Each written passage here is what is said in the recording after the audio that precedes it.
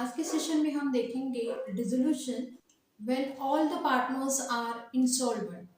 उस केस में हम एंट्रीज कैसे करेंगे, स्पेशली डेफिशिएंसी अकाउंट। तो अभी नेसेसरी अकाउंट्स पहले देख लेते हैं। आपको लगेगा realisation account, cash account, capital account, bills payable account, deficiency account and creditors. So come to the capital account credit side and write it down over there. By balance brought down, Dinesh case में लिखना है 26,000, Mangesh case में लिखना है 22,000 और Ramesh case में लिखना है 18,000. Now next one, creditors बताया उन्होंने 80,000 का. So come to the creditors account credit side and write it down. By balance brought down 80,000. After that वैसे ही हमें बिल्स पेबल के साथ भी करना है. बिल्स पेबल के भी अकाउंट में आ जाइए क्रेडिट साइड में and then write it down. By balance brought out 40,000.